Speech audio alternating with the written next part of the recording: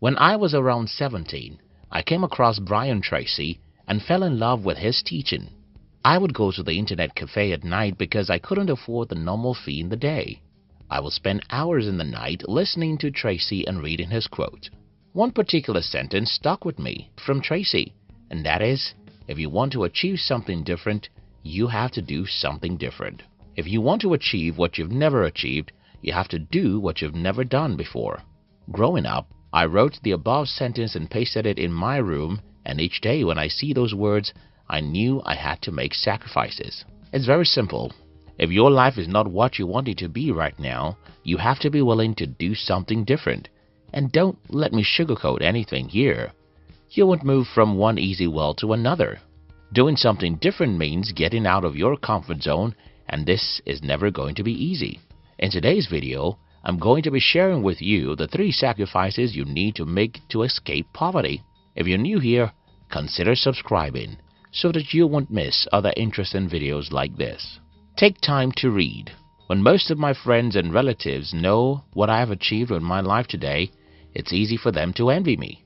Just 17 years ago, I was just one of the young people whose life was a disaster.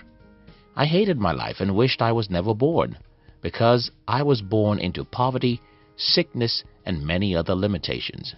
So, how was I able to change my life from being a guy who hated life to creating one of the best lives ever for myself? Books, books, books. My life changed the day I started reading books, and I'll explain how it happened. First, when I started reading books, I started reading the stories of ordinary people who achieved extraordinary things. These stories encouraged me and gave me hope that I could as well overcome every obstacle in my way and achieve greatness with my life. I think this is very simple.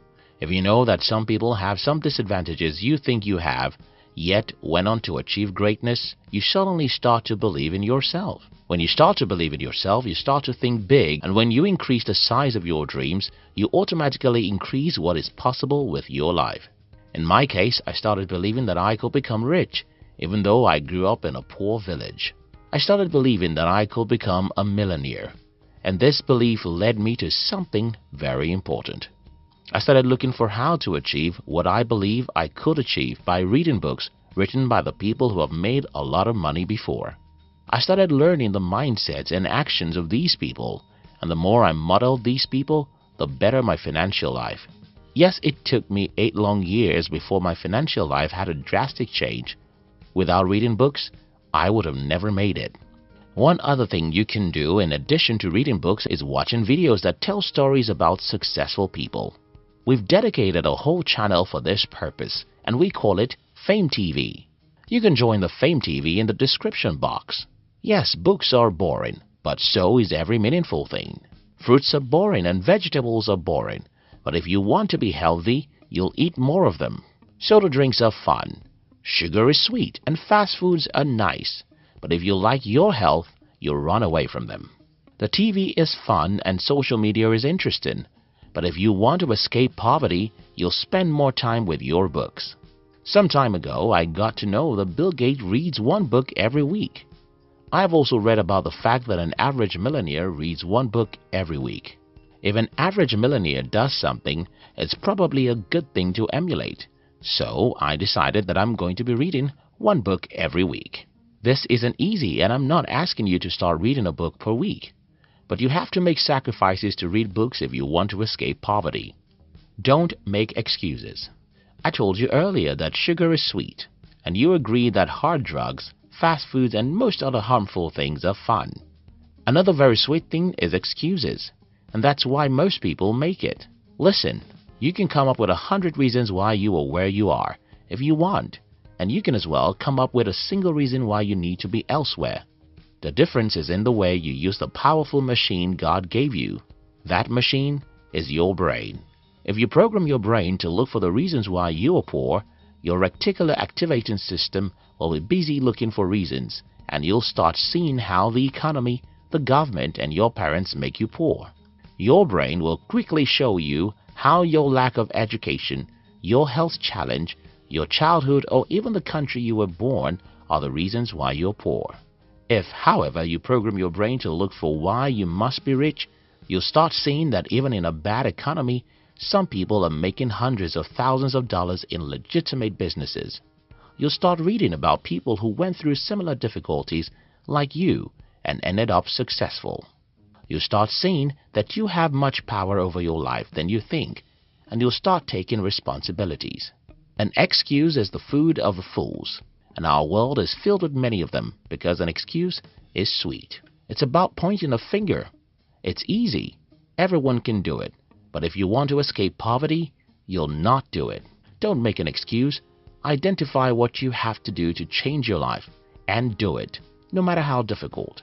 Trade 100 failures for one success.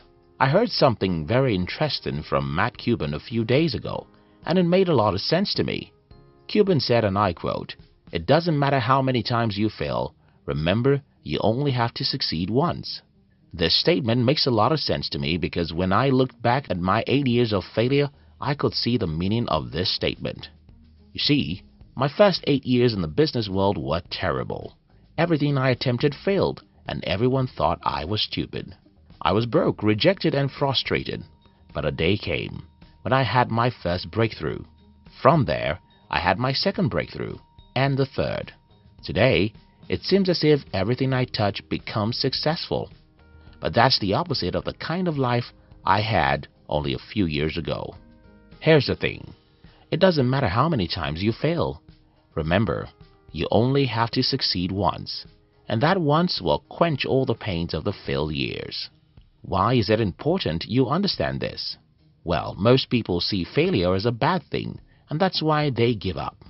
If you're in search of success, you should understand that the road that leads to success is called failure, and failure is not final, because a single success can make you forget the pains of 10 years failure.